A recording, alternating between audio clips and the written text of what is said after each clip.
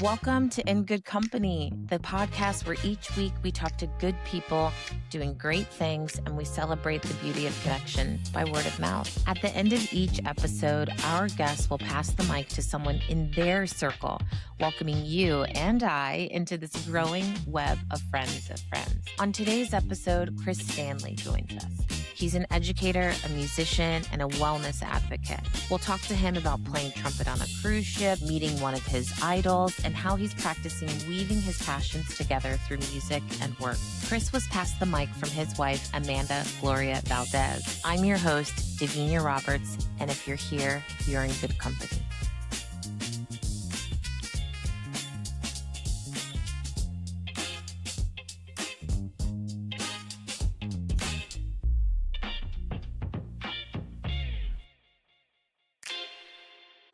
Yeah. Let's see. Your green light's on for your mic? Mhm. Okay, wonderful. It's just the tape's over to Yeah. minimize that. I see it reacting to my voice though.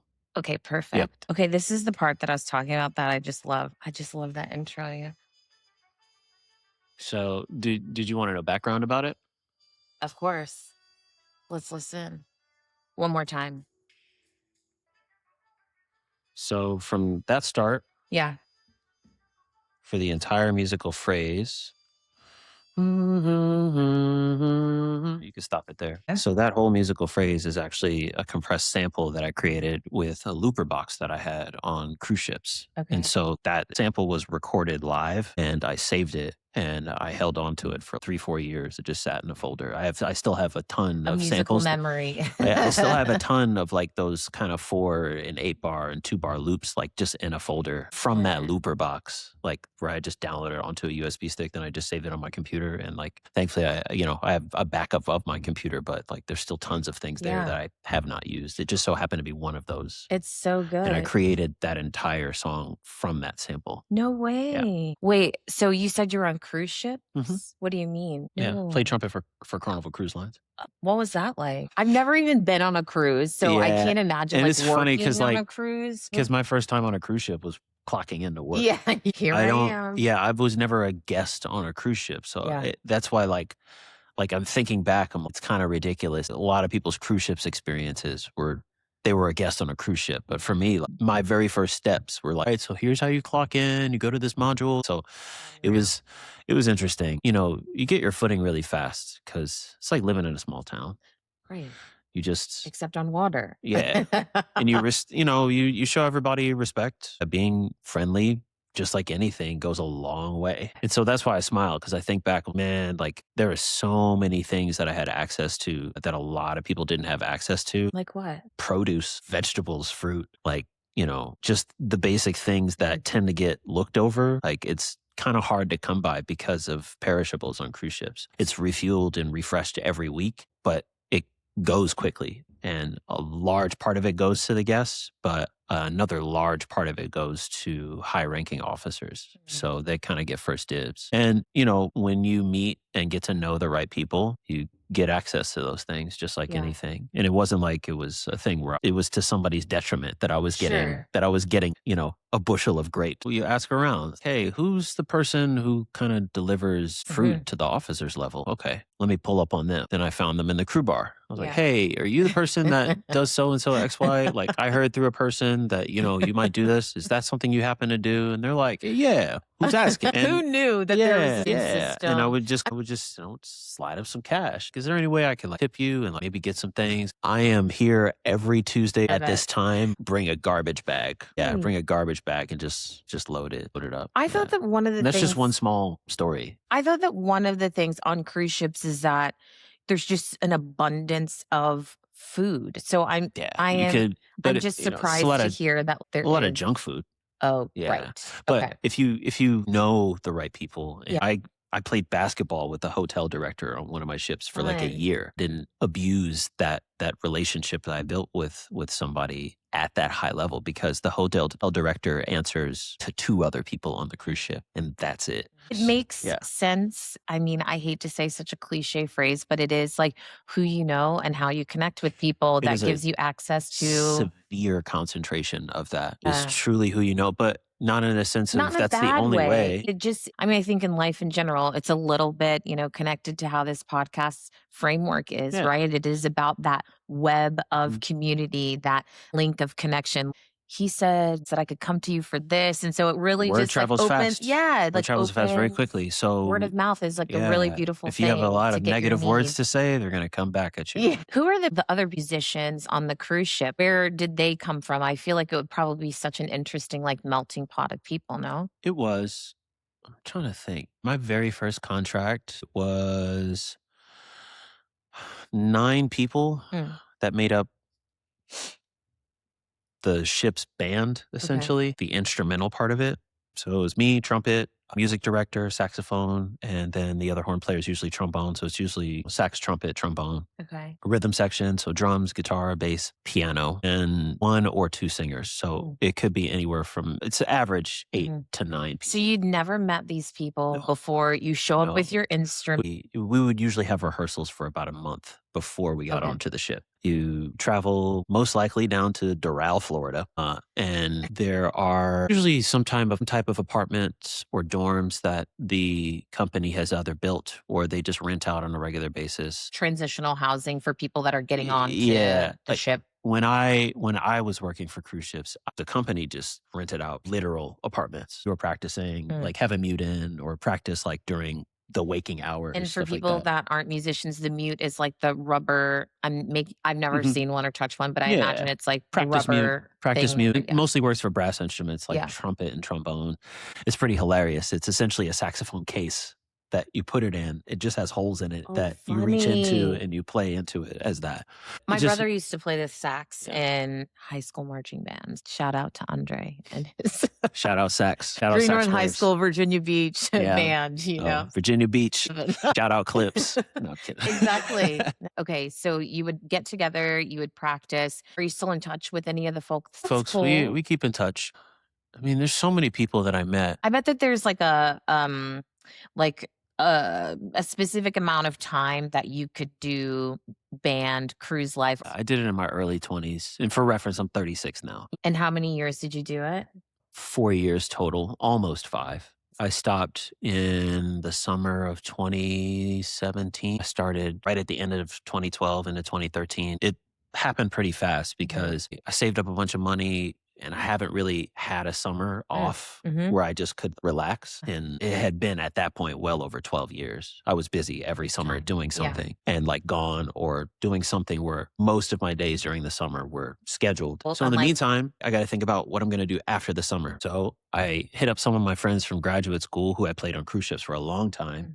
And I did the reverse of what they did because I went to graduate school right after undergrad. And No a bunch of break. people I met in graduate school had played on cruise ships. They played professionally. They went on tours and then they went back to school. It's like, I'm going to get my master's degree. So I got contacts from them. So I hit a bunch of people up. Most of them were kind of just like, oh, like you just got out of school. Yeah, we're kind of looking for somebody who's like done this before. So I was like, I get it. I never get that statement. It's like people have to start somewhere. Precisely. You don't just come into having experience. Give people a shot if you Yeah. think that they're talented. Good people willing to learn. It also depends on the person in charge of casting. It- It depends on their viewpoint. Yeah. Carnival, it was like an instant connection. That's Awesome. how the casting director at the time was very transparent and also very supportive. And the test that they threw at me for them, I passed. And obviously it worked out. Do you because remember what you had to play? I don't remember exactly what I had to play. It was just excerpts of things, but excerpts of things that I've either played before in some type of context. He hit me up. We had a video chat and he said, okay, so here's what I'm going to do. We have this emergency contract because this other trumpet player quit. He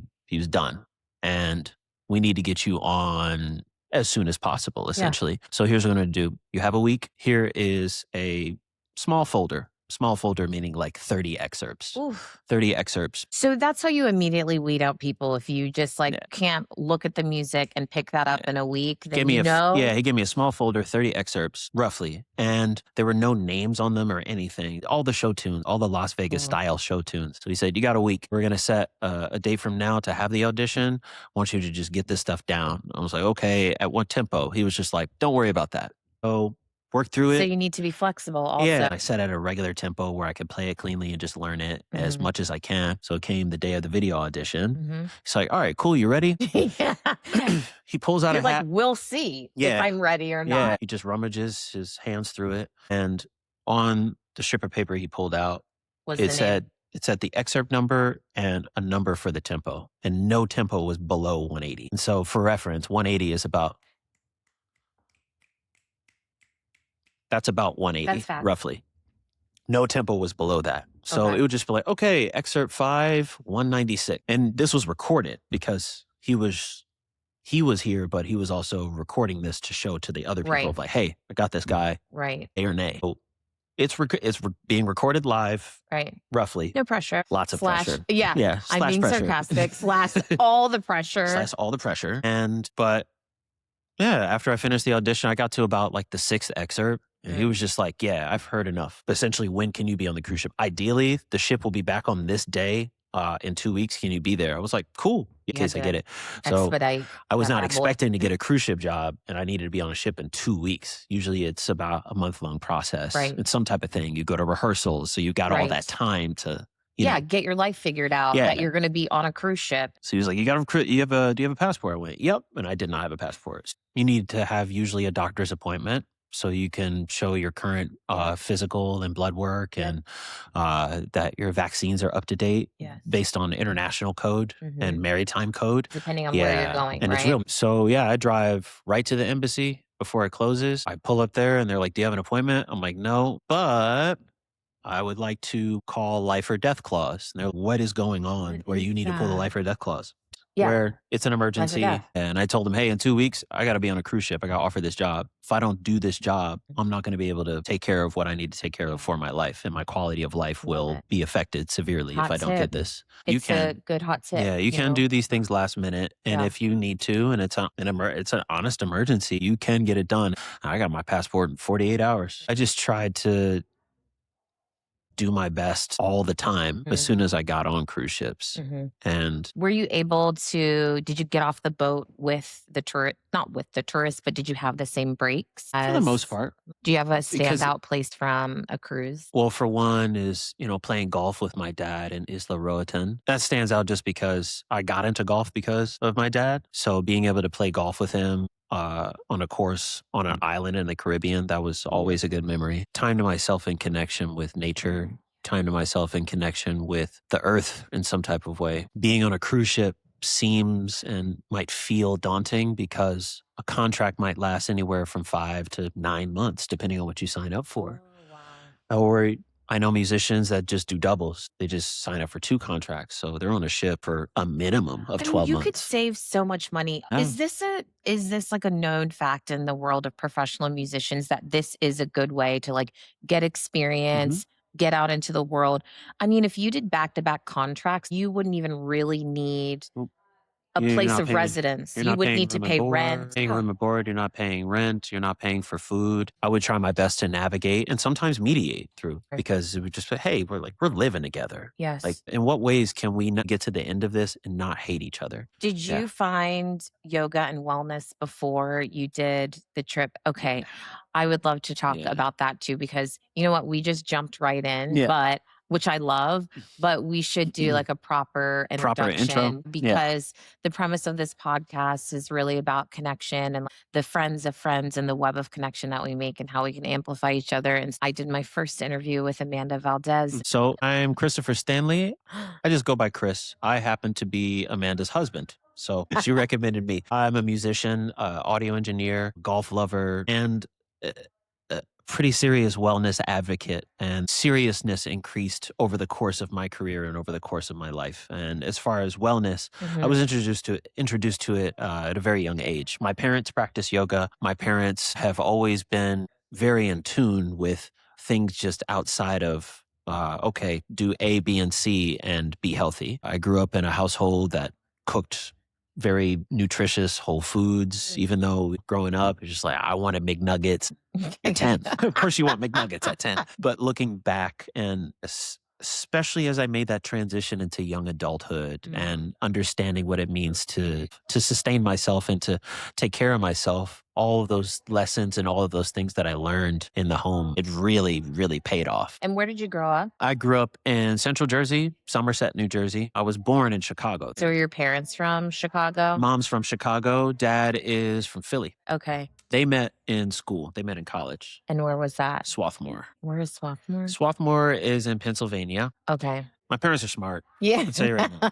My parents are smart. Very smart. But they met in college, and that's how they got together. But yeah, very smart people, very Cool. smart So Black they, folks came together. I'm glad that you brought up a little bit of how wellness came to you early, because I do think it's becoming less rare, but I do think it's very rare to see like Black men who teach yoga who are like advocating for wellness. And so it's awesome to hear about the lineage in your family too. It's not the literal definition of rare, thankfully, Oh. although it is still relatively uncommon, but we're out here if you look. Yeah. And if you look in places that aren't common, then you will definitely find a lot of us. And you're right. It is still in that realm of uncommon relative to the entire scope of the wellness industry. And I agree with you. I think if you look for it and we're out there, if you're especially in New York. Yes. I know that there's like a large community advocating for just sharing wellness too. And so Shout out Heel House, Italy. Brooklyn Wellness Club, Bar Yoga. There's more. And so did you and Amanda meet through yoga, through the wellness space? Basically, one of my close friends, she was a dancer on cruise ships. She left before me. She's married to, he's now a ship captain. The coolest Italian man you will ever meet. She left cruise ships, I want to say like 2-3 years before I did. She wound up getting certified to be a yoga teacher. And not too long after, I wound up getting certified too. And she's from Queens. So we were the only two Americans when we first met on the ship. And that's how we connected. And we grew up almost 10 miles apart from each other. So we instantly connected. We became friends. And after we both were off ships, we reconnected and started taking her classes in the city when she was teaching at Y7. And before she left to Italy, and this is like before she got married, she threw a party. It was like a pre-bachelorette party. And that's how Amanda and I met. Cool. Yeah. I can pull up the picture. Yes, I still got a picture of the day we met. We'll insert the picture here. Yeah. You know, it's so That's cute. I love knowing people's origin stories, like where they met and when they met. What was the catalyst to make you do yoga teacher training? At first, I didn't think I would make a good teacher. I was teaching music during the summers already. It was my 4th or 5th year teaching. And I was teaching high-level high school and college kids because these were audition-only nonprofit. Think of it as like summer marching band. The official term is drum corps. Very talented individuals. And I was finding my footing because I was, first of all, so young. And like what age? This is early 20s. And so the oldest kid there would be like 21 because that's the maximum age you could do that activity. So almost like teaching your peers in a way. Teaching your peers almost. Tricky. And it never felt like that, but it's a very stressful environment. And the stress that I went through when I marched drum corps, I did it for a long time, about 7 years, 7 summers in a row, which is rare. Most people, it's 2, 3. Why tops. is it rare? Just because the commitment or commitment, injuries. I was grateful to the injury I had was like injuries. I never even think about injuries. A broken toenail. Like that's the biggest injury I had. You're like, I'm out for the season. Yeah. It was thankfully the worst injury I had. I didn't envision myself being an educator in the way that I am now because I just had a hard time seeing it based on the goals. I had my blinders on in the time. Okay, tell me more about that. Like, what was the goal at the time? Well, to just play trumpet. Professional musician. You just to be wanted a professional to be playing. musician. Yeah, just to be playing and to understand what that took. I got a good sense of it when I was in graduate school because I met a lot of people that do it for a living, truly. And they gave me the real story of what it means to be a tour. And they would say, young man, it really warms my heart that you want to do this, but let me tell you exactly what that entails. And what you think is a dream also comes with nightmares. And you have to understand that both are going to exist simultaneously at times. But you know what? That's kind of like best advice or like something that you can get. Up. Yeah, that it's very real. They're not discouraging you. Nope. None of them did. From going towards something that's like seed in your heart. But at the same time, they're this will be hard. They told me This straight will up. be really They told hard. me straight up, And it's going to be hard. You're going to be misunderstood at times. Mm. So it's important to understand that, for one, the hard work will literally never stop. It never stops. The more people you surround yourself with that either understand because they've experienced it themselves, or sign up because they're willing to understand, Mhm. the easier your life's going to be for it. This way you have that support and you don't feel like you're fighting between a rock and a hard place. Yeah, Yeah. that's so real. I think a part of the conversations that I'm really excited to share with people is um it's okay to shoot for it, dream. But just know, like, maybe you'll go off the path a couple slash a dozen You will times, pivot. realign, and you just never know what is down the line that's going to help you get to that pie in the sky dream. And you just have to be open to it, but not lose sight of the North Star, I guess, you know? And looking back, I'm still in a place where I'm able to play music and I'm able to write and do and perform when I feel that I have the capacity for it. Mhm. But I had to let go of certain ultimatums that I had in the past. And I want to say it like that because Ultimatums that you made for yourself. when I Okay, made tell for me about myself, essentially, if I didn't meet XYZ or do things in this way, I was a failure.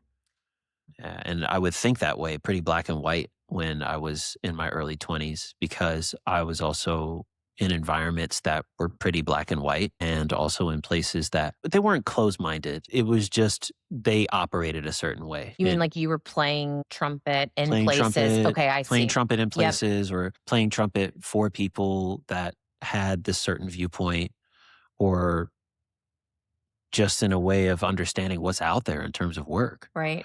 One It of could be really discouraging if you continue to run into some barriers or hurdles or which is essentially whatever. a whole bag of no's. Yeah, yeah.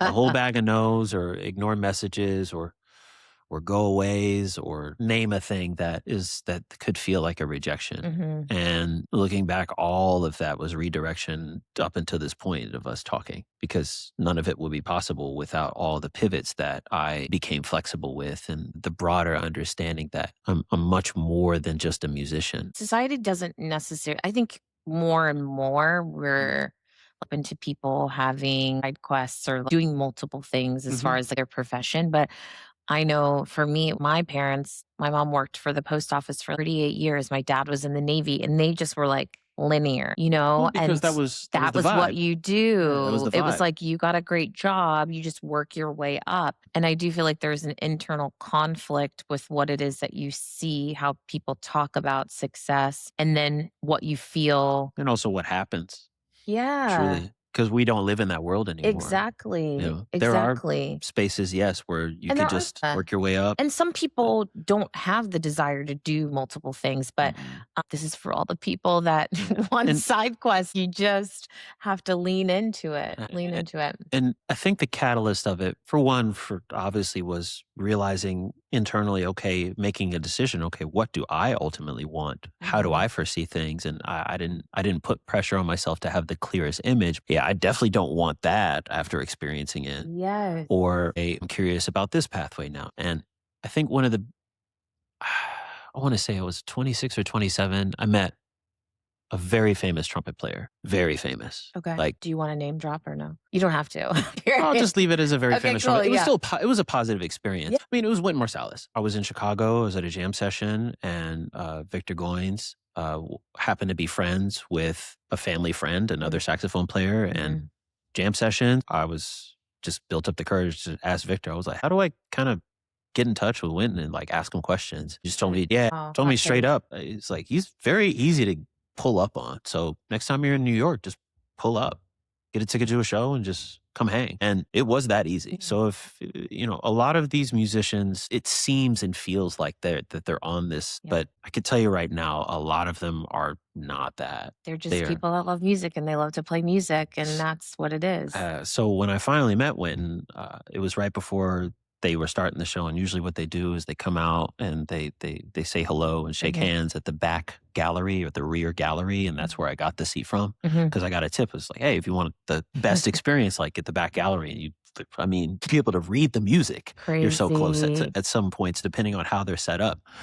And it's Wynton's program. He's the program director. He's the creative director of Jazz at Lincoln Center. So he was obviously doing his diplomat thing, shaking hands. And so I had never stood up my seat out of a chair so fast. I almost like dropped stuff that I stood up so fast. And so that was the first thing he mentioned. He was just like, boy, why are you standing up so fast? So real. Yeah, he was like, I saw you stand up from a mile away. I was like, what do you want? Like, and also for those that are listening and like aren't seeing Chris, how tall are you? 6'5". He's 6'5". Yeah. So him standing up is also it's a very obvious thing to see. That's a statement. Yeah. You can see it from New Jersey if I stand up fast. I just said flat out, I was like, man, it's a pleasure to meet you. I do have a couple of questions, different things of that nature. Like, do you think you might have time afterwards? And he just went, yeah. No way. Sure. He's like, just stick around, and after the show, meet me at that side entrance. So I just stuck around, and it's leading up to the point where, oh my gosh, I would have been so nervous. I was, because I've been listening to this. Yes. This guy won a Grammy both in classical and jazz at 18. And you're like, I know I have questions. How do I form them? And I've been listening to him for as long as I can remember, among all these trumpet greats. And so it was a person that I had listened to and modeled my sound after as a musician. And now I was getting a chance to meet the person. And I was very scared, because you don't know who you're about to meet. Right. It's the first time meeting the person. But I'm really grateful, because he's one of the realest dudes ever. So when we finally got a chance, he was doing a thing where a bunch of high schools were visiting. So he was giving a talk for them. So I had to stick around for that. I mean, I'm sitting backstage, like meeting other musicians. And so this is how I met Chris Crenshaw.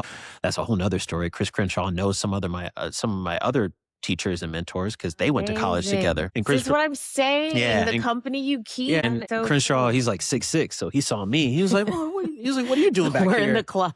Yeah, he was like, you get waived by the Knicks or something. What are you doing back here? I was like, oh, I play trumpet.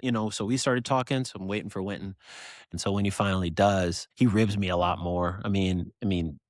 Because they're like, all right, this young guy's trying to stick around, trying to hang. It's like, let's give him a hard time. So he just starts giving me a hard time, and I'm just laughing and everything like that. And so I started asking questions, and we wound up talking more about life than anything. It gets to this, because this was the biggest turning point of my mind switching towards, okay, what do I really want? Truly, what do I want? What do I want to explore? He told me straight up, he was like, you're asking all the right questions, but what do you want to do? And I realized I had heard that question a few years back from his brother, Delfeo. In graduate school, we did a performance with him. He literally asked me the same question. He's just like, oh, yeah, that's fine, but what do you want to do? The question just keeps coming Kept back. on repeating. Kept coming back for you. And he followed up with the fact that, you can learn as much as you want to. You can play all the licks, play all these things. You could be a great, great musician, but when you put this horn down, who are you? Oof.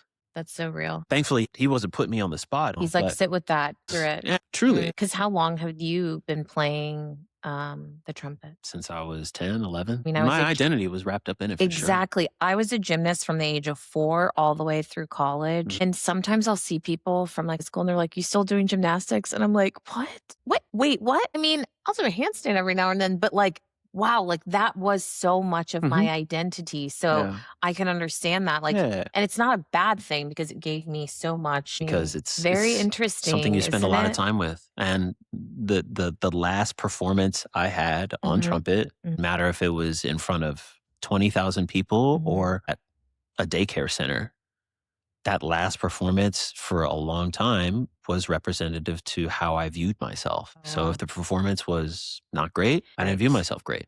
So getting these questions of like, what do you want to do? Truly learn as much as you can, but at the end of the day, who are you? Take everything away. Who are you really? What do you want out of this life? How do you answer the question now if, say, you have a bad performance, or maybe you're off in your flow and what you're teaching? Like, what is it, the answer to that now versus before? It's pretty comical. It's true. It's like, well, that's trumpet. And that's some advice I got from a teacher when I was an undergrad.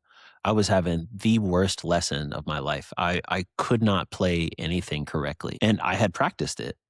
but I had overtrained and I was over practicing. I was So also you're like, tired. Yeah. I was tired from schoolwork. I was not sleeping well. So I really, in hindsight, was not taking care of myself. And so now I was having this lesson that was 60 minutes and it felt like 60 years because I was playing everything wrong. That I was playing okay the previous week. And he was just like, Chris, what happened? Happening? And he just saw the look in my eyes and I was just like, man, I can't seem to do anything right today. And mind you, this guy had played for over 30 years as principal trumpet for the Atlanta Symphony Orchestra. He just went, yeah, that's trumpet really in a nutshell. Oh, Okay. He was just like, so let's put that away. Let's work on something else. And it was just in such a passing way that it didn't feel insignificant, but it was just so powerful of how he just took this moment that was so heavy on me and just went, put that away. Getting that advice, it stuck with me. Yeah. You know, you could be really busting your ass and just still have the worst day possible because it's just kind of in the cards that day. Sometimes you got to walk away. Well, I always like to say, sometimes I just need to lay down. Typically when it's spiraling into something that's like, wow, none of this is on the upward trajectory, I'm just going to lay down for a little bit. That ginger ale, that ginger ale, lay down. I don't need to sleep. I don't need to watch anything. I just need to lay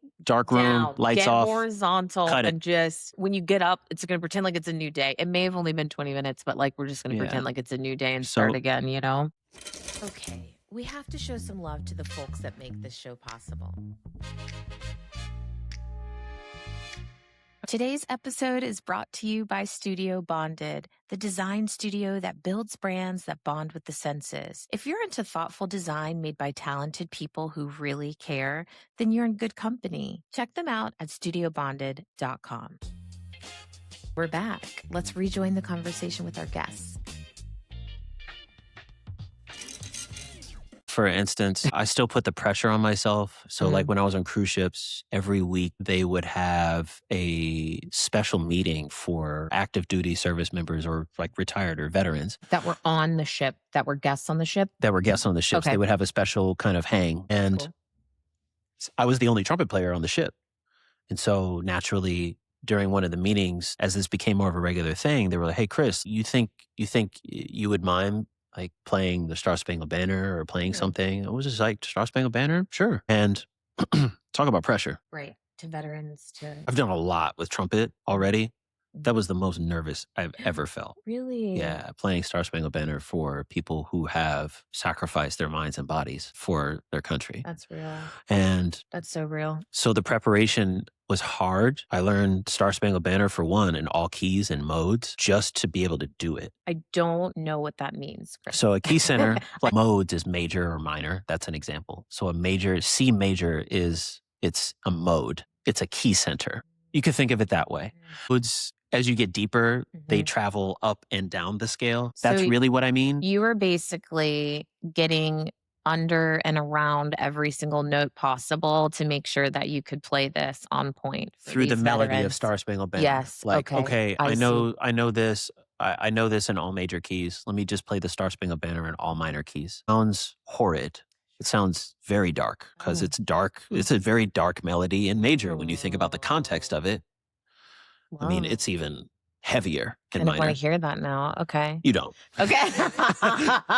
You can look it up. I'm curious now. Yeah, it's very heavy to hear. Okay. You might not get a rehearsal. You might not get the preparation material beforehand. You might be playing with a singer, or you might not be, or you might be playing with a recording. They don't tell you, or the person doing all the ops, they don't know key signatures or key. They're not necessarily musicians. Like, just play it. Play it in it. And so say you prepared for Star Spangled Banner and your comfortable key, B flat major or C major on trumpet, and the recording starts playing that you're supposed to play with, and the shit is in B. Right. So you need to know, you need to be able to pull that forward. Yeah, it's mic's hot. It's go time. Right. 2,000 people standing in front of you at a baseball game, at a minor league baseball game, and it's just cool. It's go time. And so that was where I started reinventing and reimagining what it means to prepare for something. Yeah. Because it seems simple, but you start breaking it down. Yeah, it seems simple, something that you're very familiar with, the sound, but there are a lot of like uncontrollable. But turn the lights on and tell yourself, okay, you have one shot. those veterans meetings, I would go into the space about an hour and a half, 2 hours beforehand, and just sit behind stage and just have a really, really easy, relaxing practice and just almost mentally flashcard myself. I would just tell myself Star Spangled Banner, A major, and I would just do it and get to the point where I could not get it wrong. It's like in your body at that point, you know, in your fingers, in your Because I'm thinking about, say, a melody like the Star Spangled Banner. I'm not even thinking about it in pitches per se. I'm thinking about it in numbers. Do you think now when you play the trumpet that your yoga and any sort of breathwork pranayama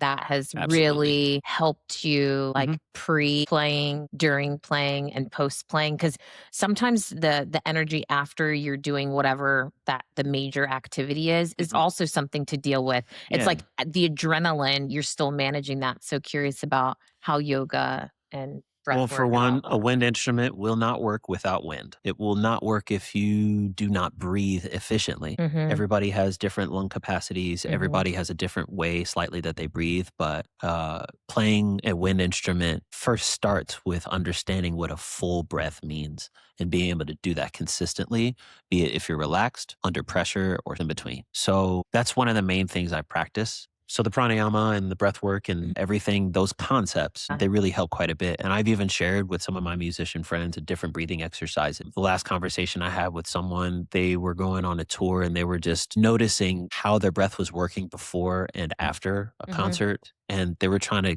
essentially get their wind up. And so I sent them a video of different breathing exercises they could do. We should do breathing exercises for musicians, like do a little record of that. I think that would be so cool because it's very niche and very specific and could be a tool to like help and support people, you know? But it is a workout. You have to work out. Those are muscles that control your breath. So you have to exercise those muscles. So, okay, tell me about it's what you're doing at Berkeley. Is it Berkeley Music? Yeah, Berkeley College of Music. Berkeley College of Music. And that mashup, because I do feel like that's very connected to music and it was one of these things wellness that I had been envisioning for a while. And my colleague and the official author of the course, Jen Calaruzzi, we met because she took one of my yoga classes here in Brooklyn. And we started talking a bunch. And then she started talking about how she sings. And I was like, oh, you sing? I play trumpet. And then she happened to be at the time the director of student success for the master's program, or the Berkeley graduate school in Hell's Kitchen. And she had hinted that she had been building this course. We didn't really have a name for it then.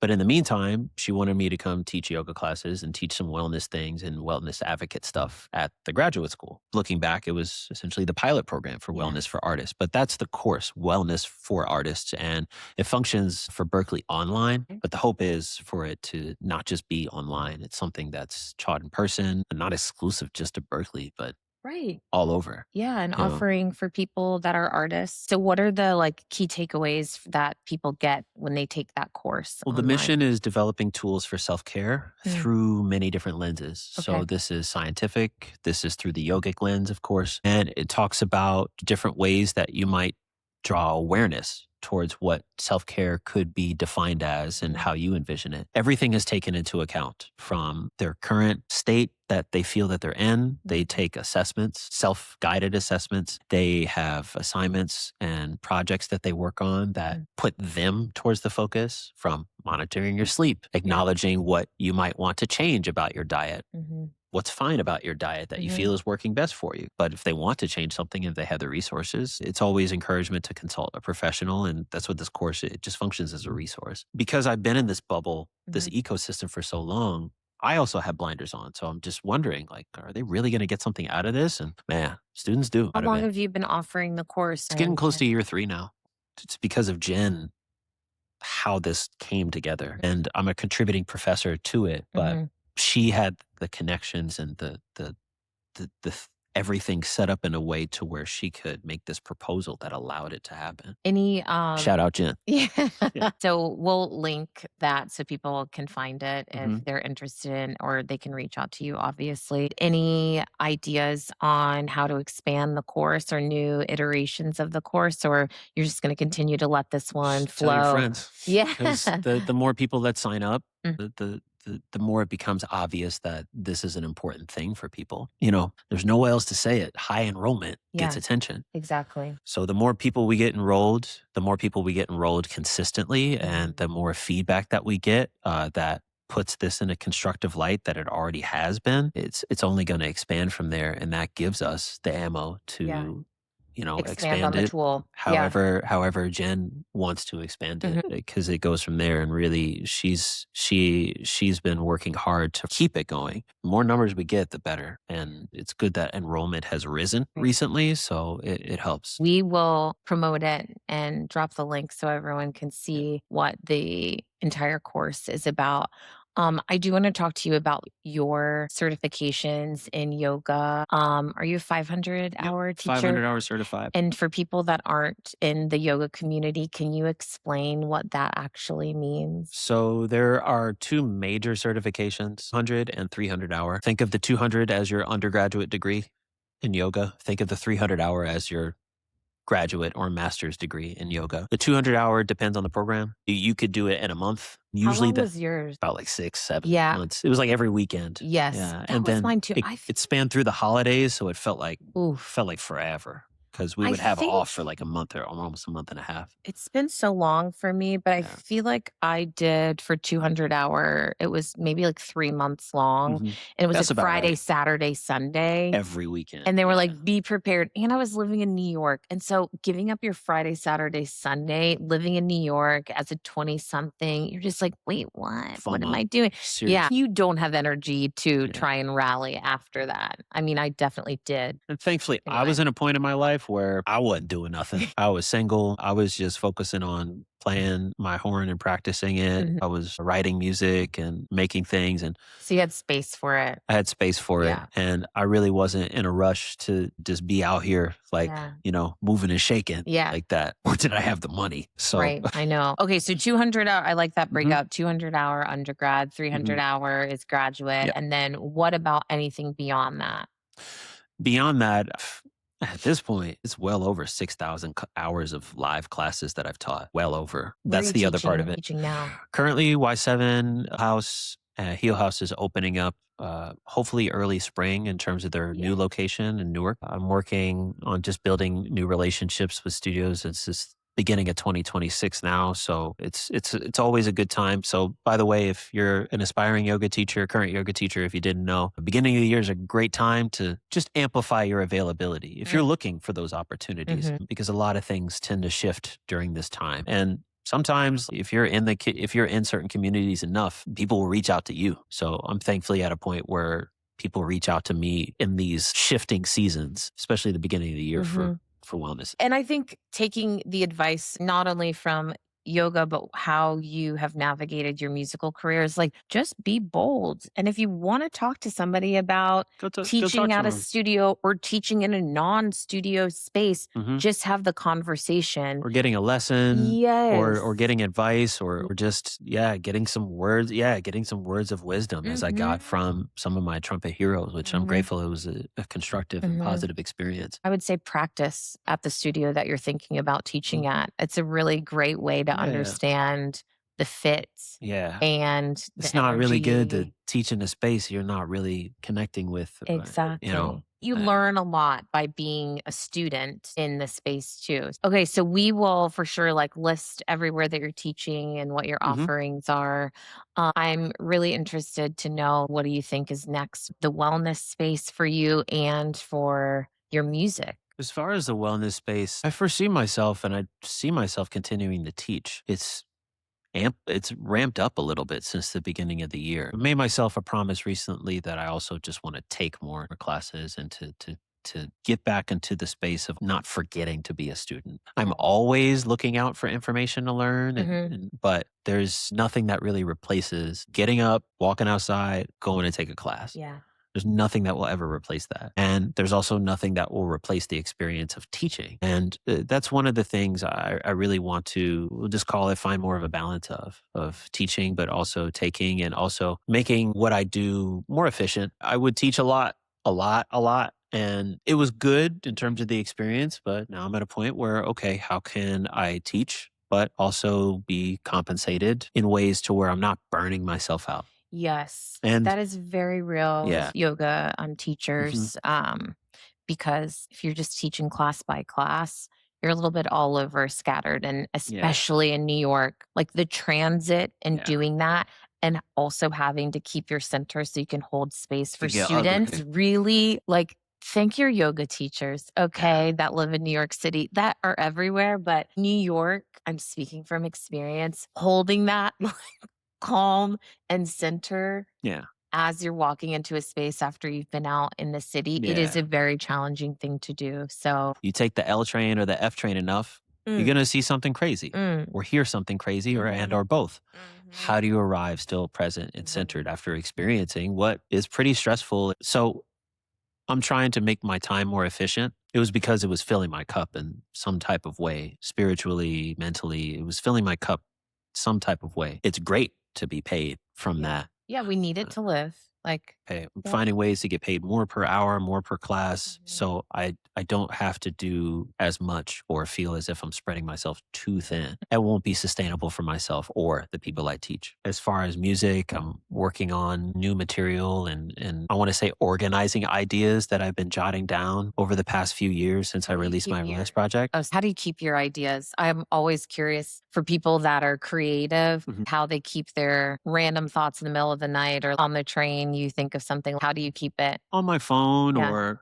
Voice if note or yeah, written voice note? notes, Okay. or if I have the time, if I have my audio equipment already set up, I'll just jot down something. Or if I'm just on my computer and I could still just use my computer to make something musical. If it's a foundational musical idea, then I'll go from there. But a lot of times it's just a mixed bag of those things. And I don't delete anything. Even if I feel like deleting it, even if I make something, I'm like, that's trash. I still don't delete it. Just hold. Yeah, and to still give myself the satisfaction of deleting it, this is just the action of. I have a folder inside my musical folders called trash. Delete. It's called trash. Yeah, Yeah, but yeah. I love that. So we're just moving. So I just We're move just it to the moving trash that. folder. That's But nice. That's a one of good those tip. ideas on Tori came from that trash folder. That's cool. So yeah, because I was in the habit of that's awful, and I would delete it. And Delete.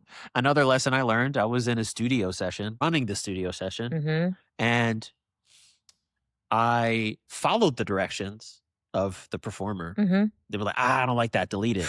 So I was like, all They right. wanted it. So I deleted it, not knowing full well that they were going to come back around. Actually, pull up that same idea beforehand. And I was like, it's gone. You told me to Oh. delete it. And it kind of derailed the session for about like Sure. 5 minutes because my mentor at the time, I mean, he didn't like scream at me, but he like, hand on shoulder, talking through his Listen. teeth, like, and he was like, I love you, but don't ever do that. Even if they tell you to do it and they did, don't ever do it. And that was it was such Good a golden lesson. lesson to learn because I was following directions, Yeah. but it was one of those things that I now know to, Just a trash folder is fine. have like an audio track in a live session or a session, just move it to that trash line or So move it smart. over or save that project, start Yeah. a new something.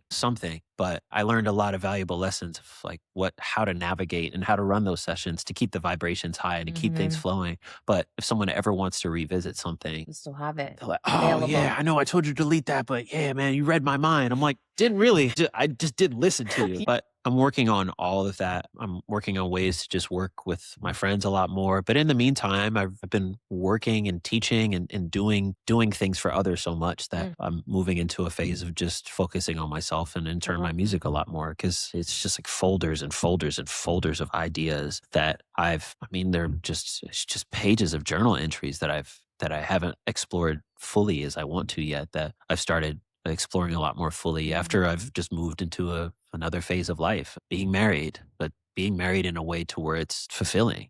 Yes. Since meeting my now wife, my life has done nothing but improve. And Yes. that's Shout out, Amanda. shout out.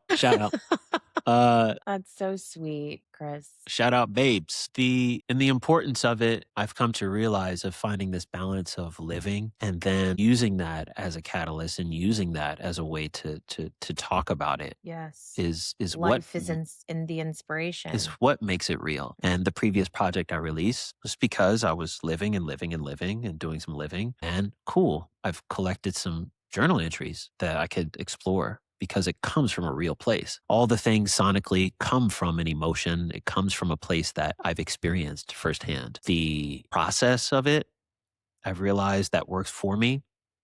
It's just a lot of sitting and not overthinking, but just sitting and reflecting. I've been doing a lot of that these past 5 years since I released the project in 2019, and it's just about 7 years now the since next round to come out. So the folder is just labeled plus, the plus sign in life, but spoken, it's just add life. And that name just kind of came up because that's what I've been doing, been adding to my life. And what will come from it, I don't know. That's what's kind of great about the process itself of writing music and recording and exploring. Also feeling like you're in this space where you're okay with that. And whatever happens, happens. And afterwards, giving yourself a timeline to record, mix, and master after doing a lot of reflection is important. Otherwise, you never want to separate yourself from the material. I think I also spent a lot of time not releasing anything was due to the fact that I wasn't sure if I was ready to separate myself from those experiences or separate myself from the ideas that were coming together. And how I often speak about any creative ideas, once it's out of the folder, once it's out of the notes, once it's out of the voice note, it's out of the journals, it kind of takes on a life of its own. And you're like, well, am I ready for you to have your own life? I'm not sure if I want to. Yeah, it takes a lot of guts and There's courage also fear. to socialize the things that, you've been having like a mind tumble over. I'm not saying mind tumble in a bad way, but it's just tossing around in your mind. It takes a lot of courage and vulnerability, I think, just put it out there. So I'm excited for you to start exploring what that I just part will be can't like. operate from a space where what I'm saying or what I'm doing isn't on purpose or has some type of purpose or substance behind it. Yeah, what I do has nothing to do with the business side of things when it comes to my personal projects, especially. There's some great freedom in being able to just not be attached to the outcome and just let it breathe. But and it's not to It's say that awesome. I don't want that for people. I know a lot of musicians and folks who are pursuing music that want to make it or want to make a living out of this and want to.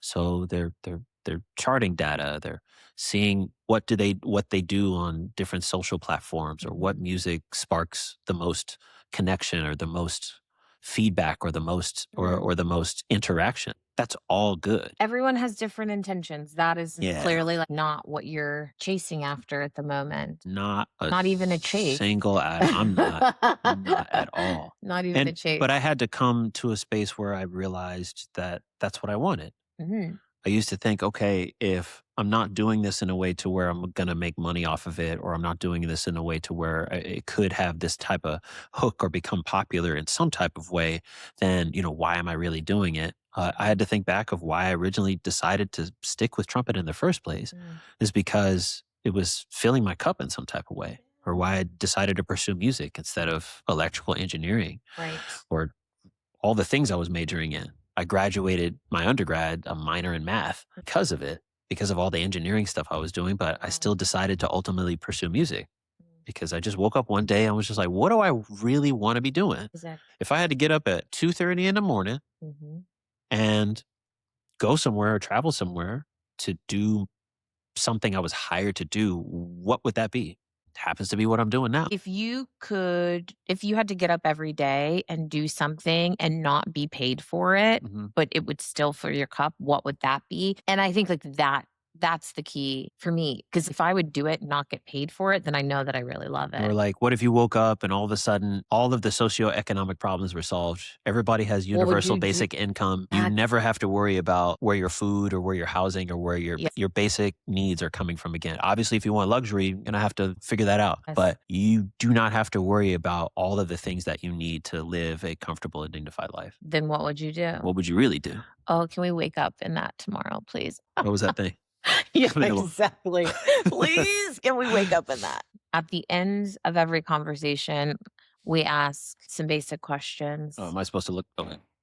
No looking. Basic questions. And because we want this to be a space where people can support each other. So we just want a clear understanding of who are you and what do you do? I'll start there. I'm Chris. I am a wellness advocate, a musician, and educator. What do you need? I need continued support in my mission to support others and to help guide as many people as I can towards spaces of understanding that you are allowed to live the life you want to live, and you are allowed to do that even if you are in or come from challenging circumstances. There is ways or are ways to make what you envision to be possible, even if the situation that you're in feels impossible. What do you have to offer for people? If people wanted to connect with you, what are you offering? I offer live yoga classes in the city. Stanley Sounds on Instagram. So if you're ever curious about where I'm at or what I'm doing, just hit me up. I'd be more than happy to share. I offer recording, mixing, and mastering services. So mixing and mastering remotely. I can do it from anywhere in the world. Send me a file. I can put it together. I mean, obviously I play trumpet, so I've done that before. Yeah. I think universally what I have to offer is just to show you an example of just a human being try to do everything they can to just live the best life that they can. And I'm not just trying to do it for myself. I'm trying to do it in ways to where I can bring value and pull those up around me. If anything, I truly seek to provide is to show people that you are already whole and already ready to do what you want to do. Love it. That it? No peeking. No, that's Sorry. it. That was the last question. Yeah. We'll post your handles and your schedule and all of that. Thank you for joining and just sharing a little bit about your story. And I hope people hear it and they are also bold. If something sparked, then they reach out to you because that's what this is about. It's about creating connection. Exactly. No matter from where. Amazing. Especially in this day and age. Thank you. Thank you for joining us for this week's episode of In Good Company, a podcast where we celebrate the beauty of connection and the magic of word of mouth. In Good Company is brought to life by my pod squad. That's Danielle Dweck, copy and creative consultant, Fukiko Machado, financial operations, Alex Perez, design lead from Studio Bonded, Kyle Murdoch, mix and sound design, and me, the creator and host, Davinia Roberts. The views shared by our guests are their own and are offered as inspiration and information only. To stay connected, follow and subscribe wherever you listen to podcasts, and maybe share this episode with someone you love. It helps more good people find us. For full episodes and behind-the-scenes moments, find us on YouTube and Instagram at ingoodcompany.thepod or visit ingoodcompanythepod.com. Until next time, stay curious, stay connected, and remember, if you're here, you're in good company.